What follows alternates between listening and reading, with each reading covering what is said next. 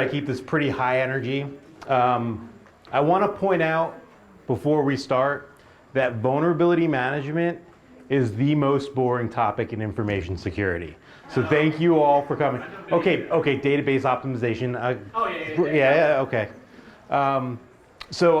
I just want to point out, I made the title of this "Stop Messing Up Vulnerability Management" instead of "Failing at Vulnerability Management" or stumbling at it.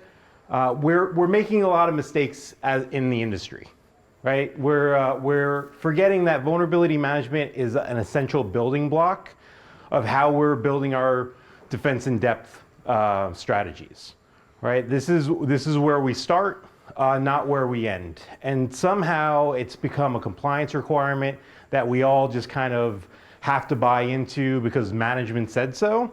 And I'm telling you right now that as a security practitioner, like, this matters to me quite a bit. So this is the slide that I already said. It's not sexy. Nobody's talking about vulnerability management this year. There are 0 buzzwords. Most of these buzzwords means absolutely nothing. My favorite buzzword of all time is Wi-Fi, wireless fidelity. It's literally a meaningless word, but all of us have devices that are Wi-Fi compatible in our pockets. Buzzwords are terrible.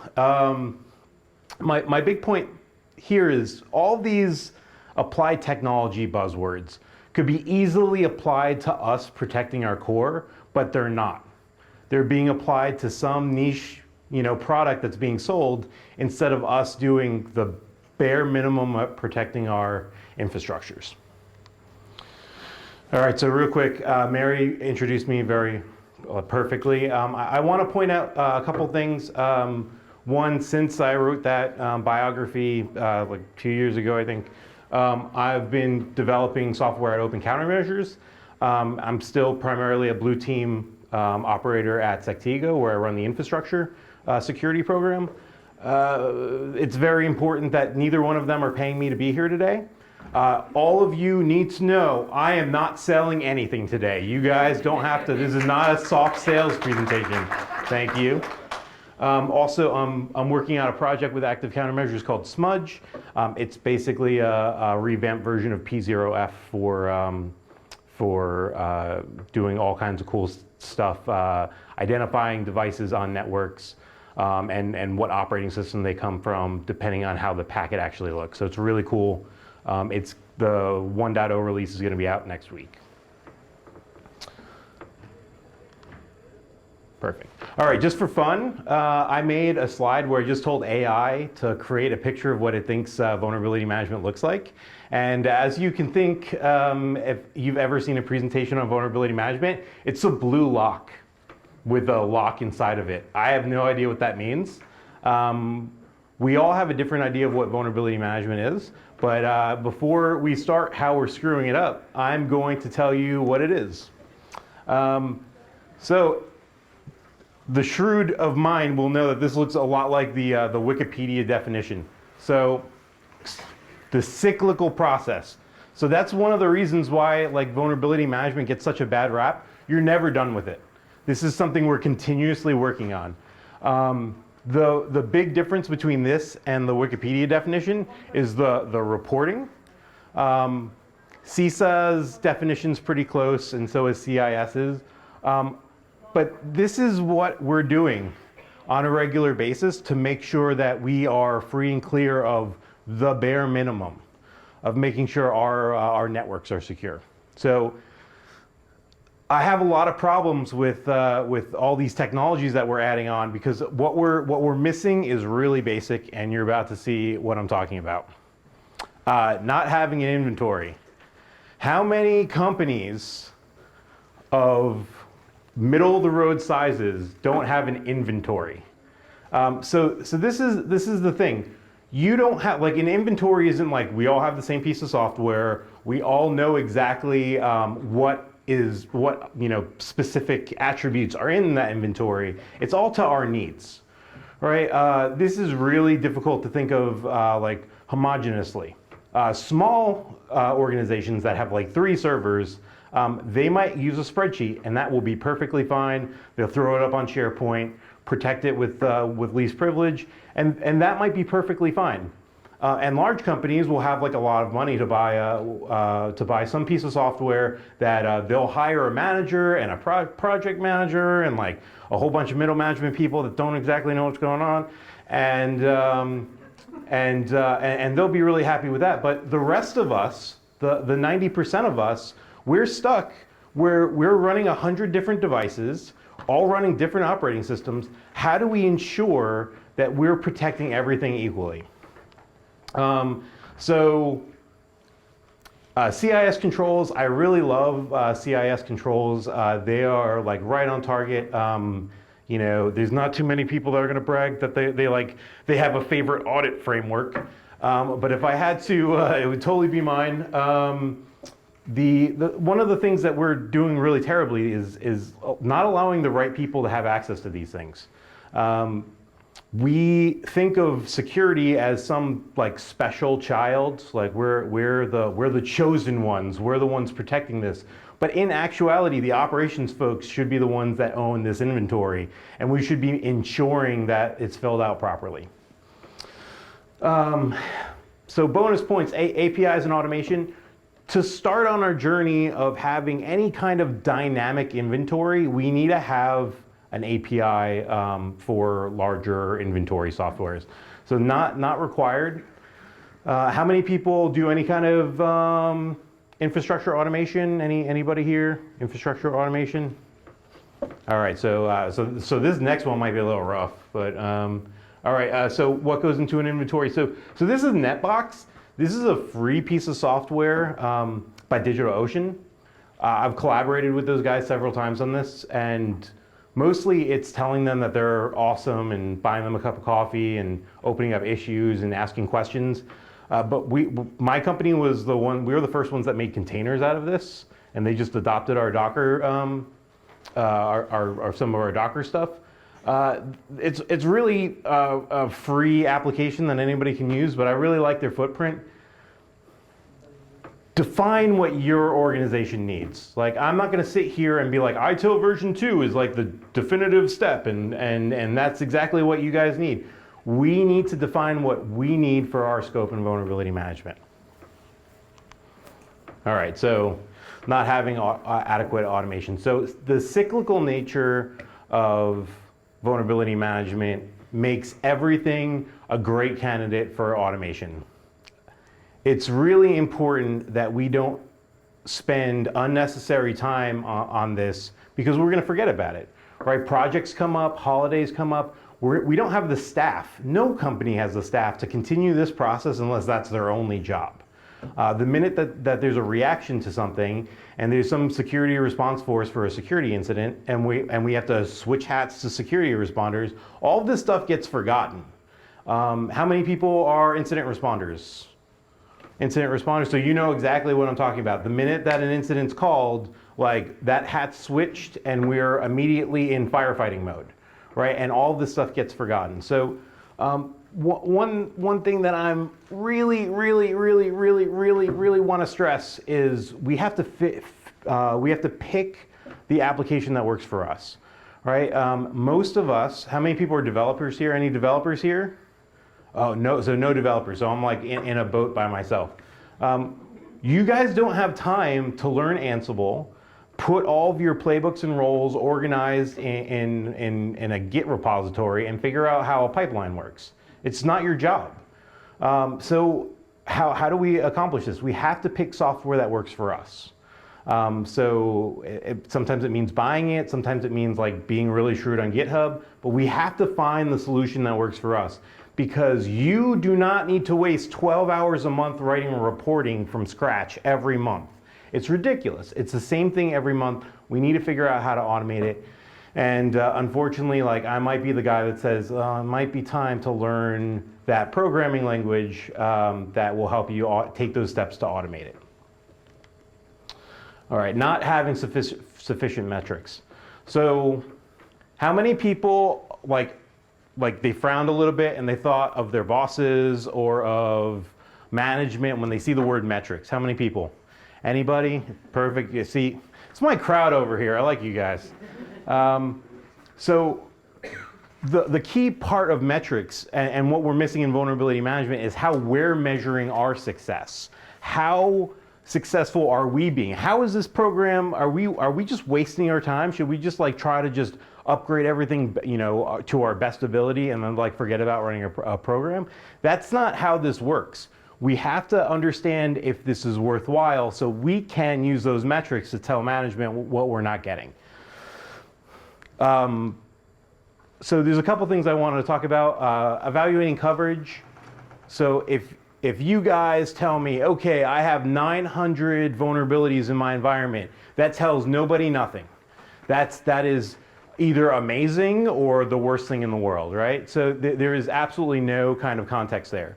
So evaluating your coverage gives us a good ability of saying 900 vulnerabilities in the perimeter in this time period gives us a much better way of measuring where we're going. So we can figure out where we came from, where we are, where we're going. We have nice time series metrics there. Quantifying risk. This is something that I don't think enough people think about. When we think about risk, we are thinking about what's going to happen to the business process, right? So we're not going to spend all day wondering if a development machine is going to like crash in the middle of the day, right? We're worried about whether our company can make money, right? At the end of the day, aligning security to business process is the most important thing we can do as security practitioners. So quantifying risk in the way where we can say per application, per cost center, like where our risk at is so important so we can fund these endeavors, right? Funding endeavors is the grown-up word for asking the big people for money, right? So CVEs and VPR, so CVEs, common vulnerability, and there's another letter in there. It's the normal metric that we use for applications to see if there's any vulnerabilities. It's pretty terrible. There's two different versions of it. I highly recommend avoiding CVEs if you can. VPR is the algorithm from Tenable. It's defined here. It accounts for what's in your environment. So CVEs is just like a general, let's throw it on the wall and see if something sticks. VPR specifically accounts for what's in your environment, how long the vulnerability's been around, right? There's different schools of thought on this, right? If a vulnerability's been around a really long time, is it worse or better than something brand new? I think it's a lot worse if it's older, because we're all practiced on how to exploit. But you know, new toys are fun, right? And there's a lot of organizations that want to take advantage of that. So it's kind of up to you to tune your metrics, and VPR is a much better methodology. And then customizing is really important because not everybody's running the same thing. How many people are like completely Windows?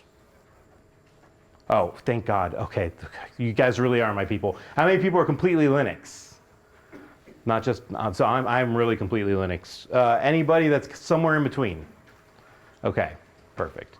So that's what I mean. Like it's a lot more difficult to be like, which is more important to weigh when you're stuck in a framework that somebody created in a government think tank 20 years ago.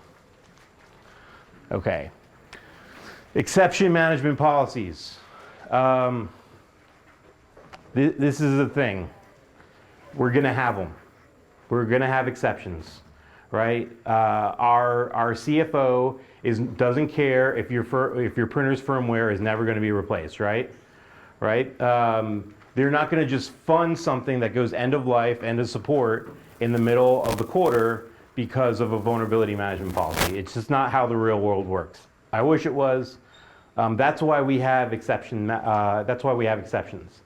Now, the big problem I've seen in every organization I've been part of is that some security officer keeps this exception list secret and safe somewhere, like keep it secret, keep it safe.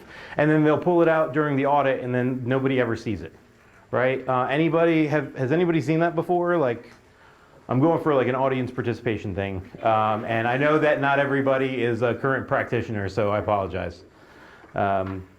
So exceptions need to be shared. We need to have visibility on this. So when I was in the military, I was on the USS Key West as a submarine, and the first thing I qualified was driving the boat. And while you're qualifying, you become the messenger of the watch. That means you get everybody coffee. And my responsibility was the messenger of the watch, and I would create the daily report for the captain every morning. And every day, the material deficiencies were in front of the captain, right? How does the CEO, the CIO, and the COO, the CSO, the CISO, and whoever else is involved in this, how do they know that there's issues if they're not constantly reminded of them, right? It needs to be top of mind. So exceptions are really, really important to consider.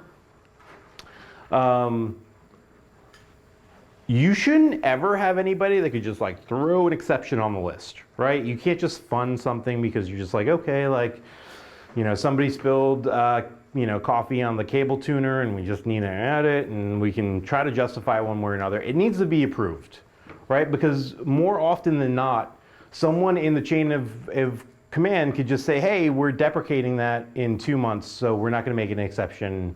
We're just going to turn it off. Right? So we want to make sure that only people of sufficient authority can just add stuff to it. Or why do vulnerability management where you just add everything to the exception list? Just say, okay, everything's an exception, right? That's a terrible strategy. Okay. So I want to be really honest about this. This is how I knew that our industry had a problem. If you've ever Googled vulnerability management policy, you're going to see something like this. This is really scary, right?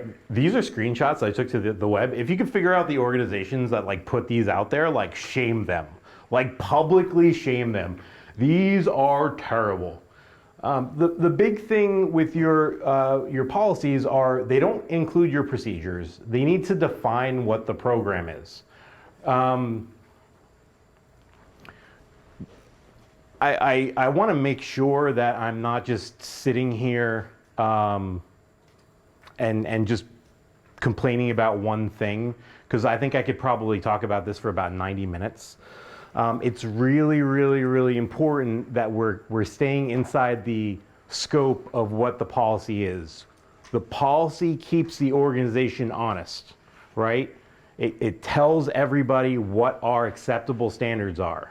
Right? If we don't have a good policy, then our developers are going to go run rampant, our operations engineers are just going to do whatever they want, and like middle managers are just going to point to deficiencies in this, and they don't have to follow it.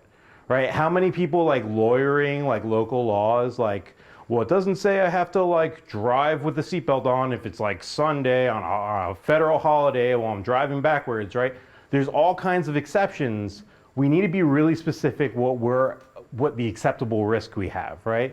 So things like we're going to make sure that somebody's working on this during the holidays, right? That this runs all 12 months of the year. That we're not making exceptions for everybody just responds to some threat and we just forget about this for a couple weeks. We want to make sure that our organizations are protected by this. The biggest problem that we're going to have is we're not going to understand how long this document should be, because some lawyer is going to be like, 75 pages is too long, Dave. Take this back to the drawing board. Your draft is just unreasonable and it's untenable. That's completely fine, right? And that's when you get other people involved. But most of these that are up here on the board, these were like a page and a half, and it like shoved responsibility for vulnerability management on like students and employees, where you were responsible for updating your own devices. And then it like, I think the third one, if I remember properly,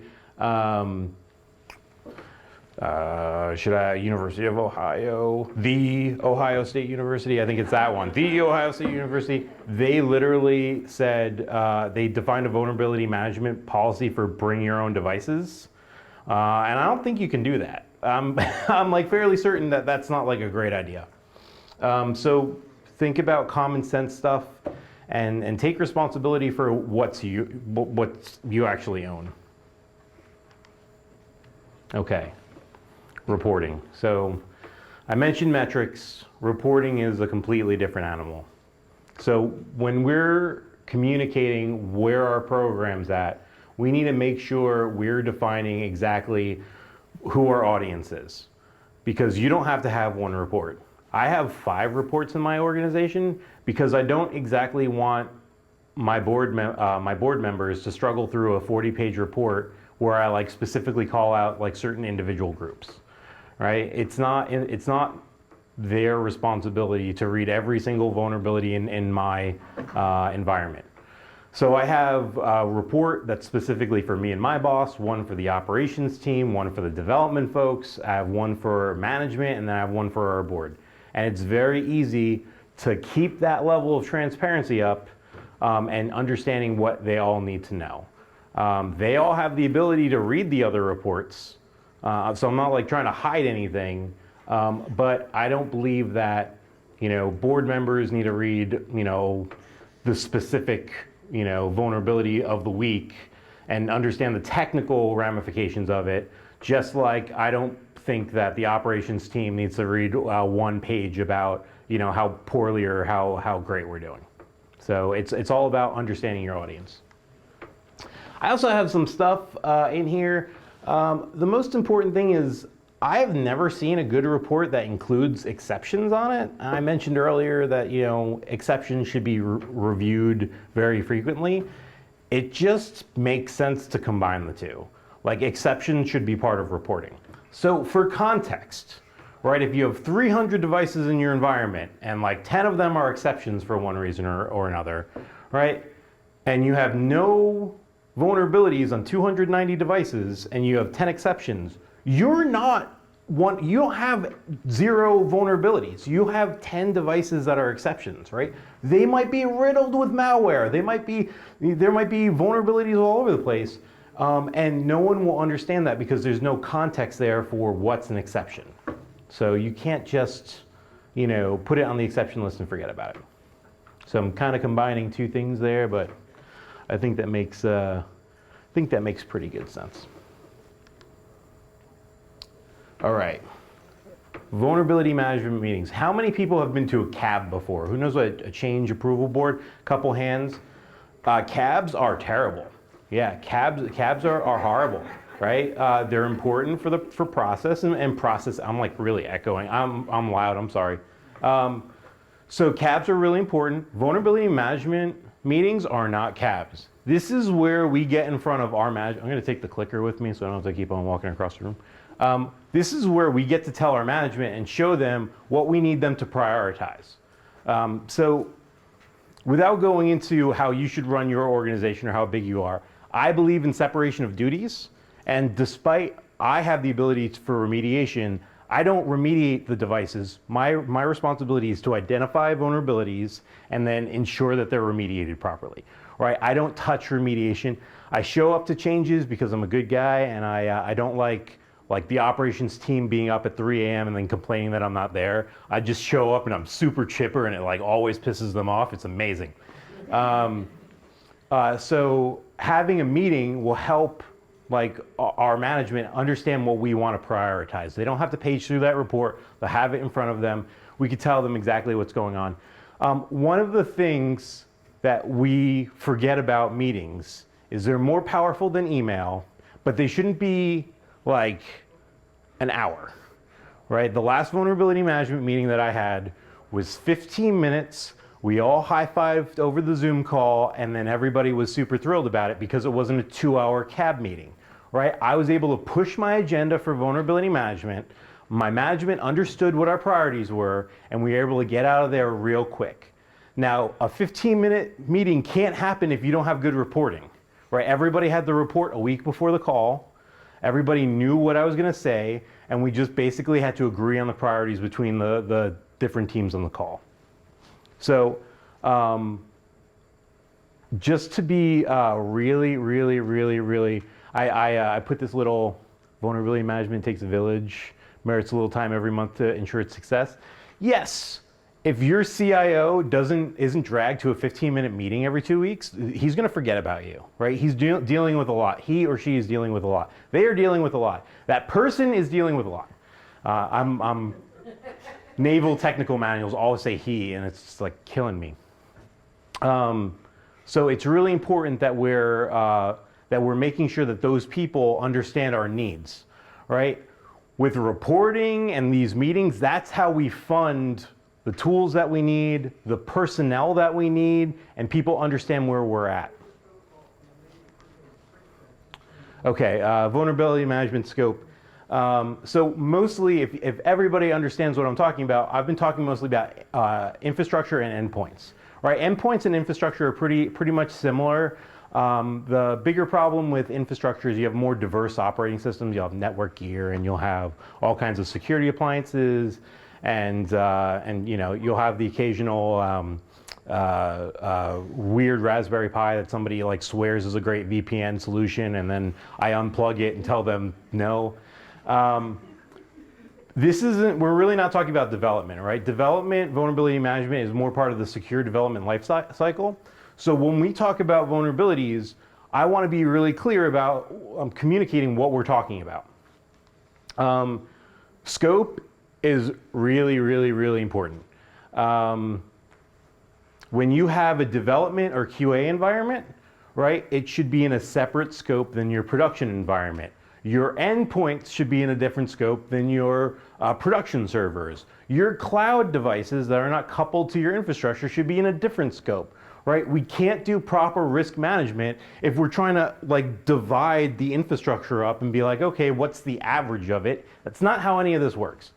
So if we have proper scopes, there's that like management term, service level agreement, right? What's the acceptable time a vulnerability can live in that scope? It's really important that we have these conversations. I picked up this buzzword when I was reading a textbook during my undergrad, and I just love it. I'm not sure it means what I think it means, but critical system tiering methodology, like by the pure definition of it, is basically scoping things properly. This is really easy if you have a good firewalling strategy and you can just like look at the zones. But typically, this is going to be taking considering what VLANs everything is and what can talk to everything, and what VLANs can talk to other VLANs. Okay. I'm gonna take a sip of water because this is like the most upsetting part of this entire conversation. Like, this is terrible. How many people watch Linus Tech Tips? How many people have ever heard the term benchmarking? Yeah.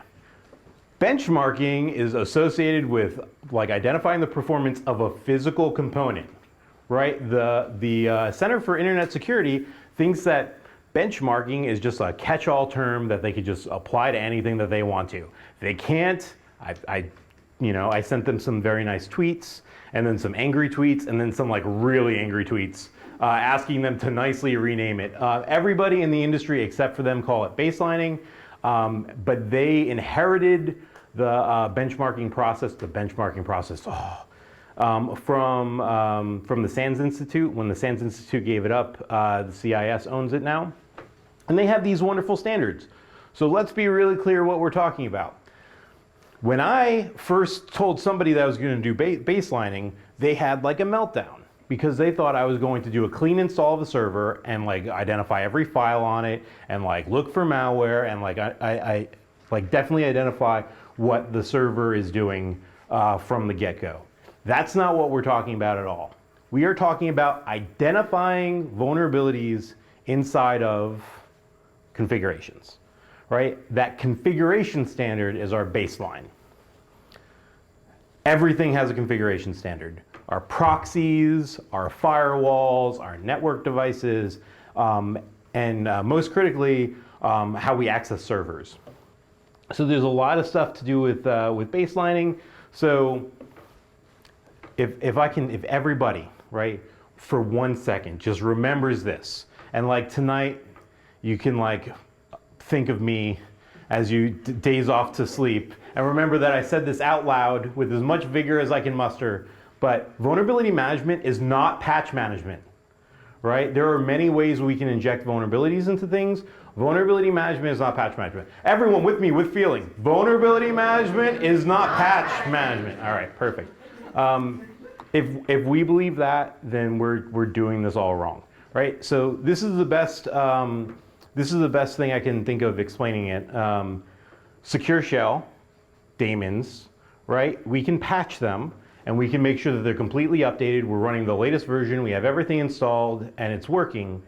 But if we set no password to it, it is more vulnerable than if it's the oldest version with a single character password, right? It's just how it happens. So when we look at our vulnerability management processes, we can't just look at patching.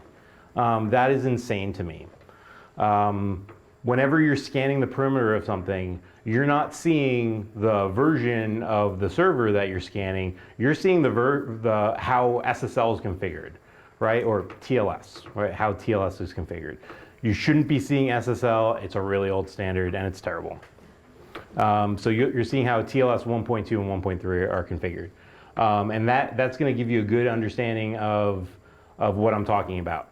How we configure things is directly proportionate to most of the ways that like you'll see on a pen test. Like they're not going to get in through older software most of the time. They're mostly going to be able to get into your environment because you haven't set it up correctly. So just make sure vulnerability management, it's not just patch management. All right, that's the wrong picture. My son just really liked it and I just didn't change it.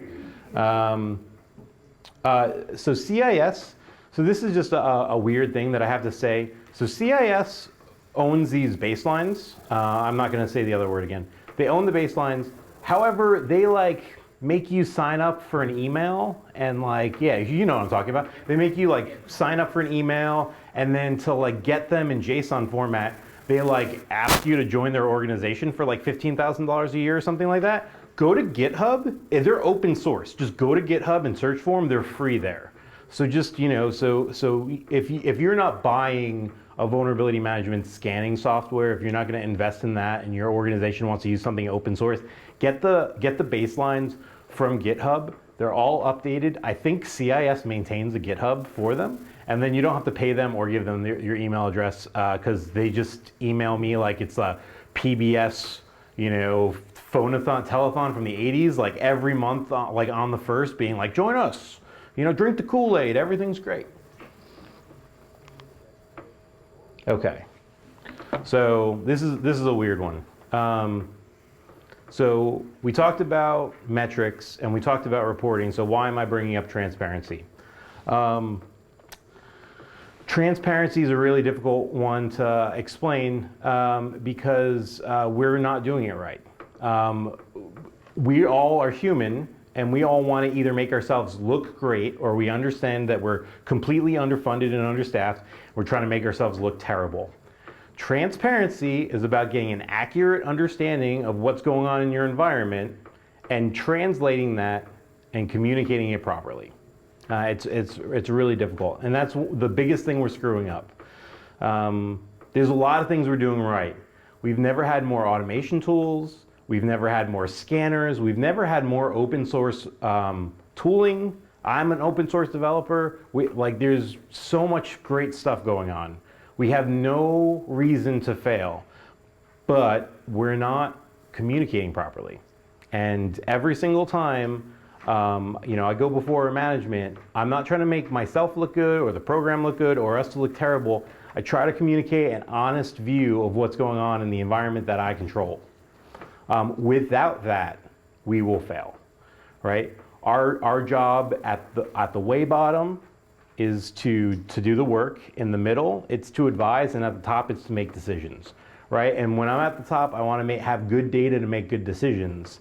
So it'd be really ingenuous if like right now where I'm just like teetering all over the place and I'm just giving a yes sir, everything's great. Yes ma'am, everything's fantastic.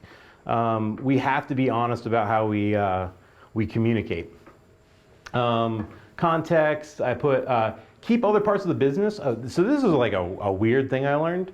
When you tell other parts of the business that you don't have the money to protect their application or their cost center or like however they're making money, money just comes. It's like a magic. It's just amazing. So it's really important that you have the owner of that product management team and that marketing team like heavily clued into what you're doing. We forget that at the end of the day, we are part of a business team, right? We're all of us are very technical. We're very smart. We do a lot of this stuff for a living, but at the end of the day, we're selling something. And if we don't remember that, we're gonna fail. Business context is so important. Yeah, business risk, don't lie or exaggeration, yeah. Okay, so this is a quote from an economist, and he's like the Dr. Doom of like economists. I just love this quote. I have more concerns about potential risks and vulnerabilities than most people. We don't have to live in fear, right? This is how we view the world, right? Like the presentation before us was talking about privacy. There's a lot of terrible things going on. However, we have all these great tools and these great abilities to affect change in our organizations, right? We don't have to live in this kind of fear because potential risk doesn't mean actual impact, right? We have programs like vulnerability management where the rest of our defense in depth strategies should live on top of, and we don't have to like live with the fact that we're doomed, right? Our job's harder than most. Vulnerability management, no matter how passionate or loud I am, it's still super boring. It's not going to change, but we can do something about it. Okay, so real quick, I have a bunch of, I took my GitHub badge and I made stickers out of it. I want to be very clear, I'm not looking for a job at all. I'm like, have too many jobs, and I do too much already, but I love stickers, so I made some. So if anybody wants one, they're here. If there's any questions, I can either answer them publicly or privately. Some people are embarrassed by these things. My presentations, I'm like pretty good on time, right, Claudette?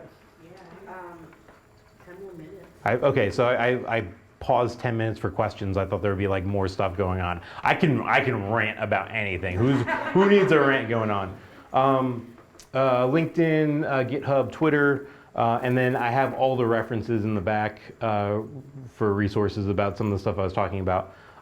But for real, like this is where the rubber hits the road. This is where education like really makes a difference.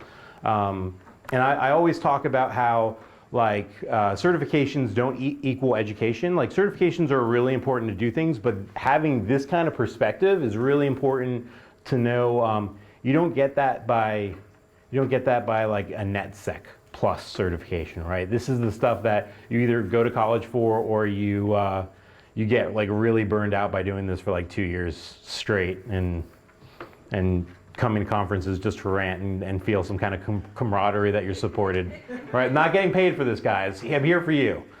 So, yeah. So any questions? Any?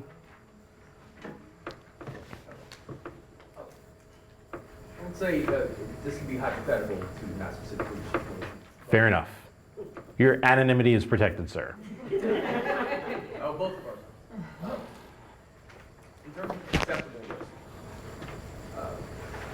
from the business side of things, how do you, one, your job is to find vulnerabilities or maybe find what's exploitable, and then inform the business of that. Who all do you clue in on who decides what is acceptable risk and how long acceptable risk lives?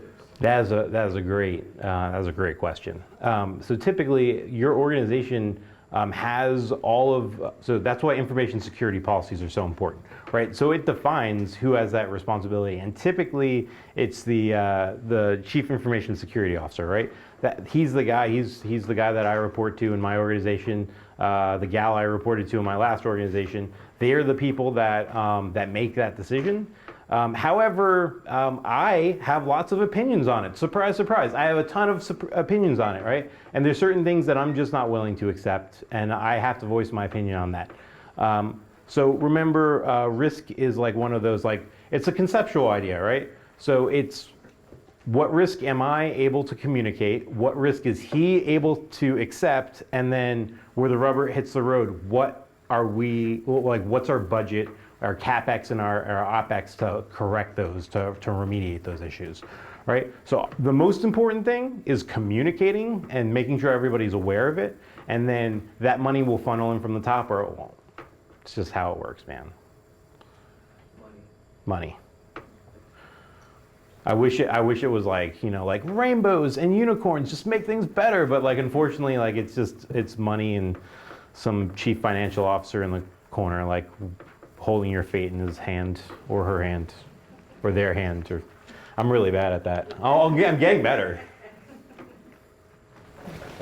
So when you're talking vulnerabilities, is your scope infrastructure, applications, or both? So my scope is typically both. So I want to be really clear on this. So when applications are in production, I consider them part of the infrastructure, right? They live on the infrastructure. They, you know, like we're scanning the infrastructure. When you're in development and you're doing like SAST and DAST testing and you're using all kinds of like vulnerability management tools on the code base, I consider that dev. So that, like, my application security engineer, he only looks at the code. He doesn't look at it in production. That's where I come in. So that's where I draw the line. Now, there are organizations that don't have development teams, and they draw different lines in the sand. So it's really up to how your team runs it and what your chief information security officer wants to do, or she does, because I'm just really bad at that. But that's how I perceive it. I think that's the right answer, but. So your inventory that you talked about initially is infrastructure and applications. And applications. Okay, so this is really important, right? So vulnerability management, you could tell a lot by the operating system, the version you're running, but you're not going to be able to know the entire picture unless you know what the purpose of those servers are, right? So if you're like, oh, it's running Debian 10 and it has like a cute Toy Story nickname. All Debian boxes have, like, the releases are named after Toy Story characters. It's fantastic. But you're not going to know like the full extent of if it's vulnerable to something or not unless you understand what's on that box. What libraries are installed on that box? Is there a load balancer? What server applications are on that box? That's where, you know, infrastructure scanning really comes into place. Those inventories can be as big or little as you want. So I picked on NetBox because they're open source and I have a relationship with that team. There's a little like note section that I shove in like a gig of JSON for every server that we have because I want to know what version of Java is installed. I want to know if there's a database server installed. I want to know what ports are open on the device. Like there's a lot of stuff I want to know without having to scan an entire /24 subnet or like our entire infrastructure is /8. Like you don't have the luxury of doing that all the time. So having everything in that you need, right? Not everybody needs that, right? So having everything you need in one place, you have to kind of define what that is. But application stuff, like common libraries, server applications, like open TCP, UDP ports, that kind of stuff is really important to kind of have at your fingertips. That's, next year I'll be doing threat hunting, you know, like we'll talk about that then. But right now, you know, that's how I perceive it. But again, whatever fits, you know, it's a lot different in the cloud, right? Where you don't have to manage upgrades as much as you, or you don't have to manage patching as much as you have to manage configuration, right? So there's some trade-offs there. So I guess when you consider criticality, what is being run on a device kind of helps determine that. Yeah, absolutely, absolutely. And so scope is like really important. So, that was a great question though. And you helped me fill up some of my 10 minutes, so Claudette's happy and Mary's happy.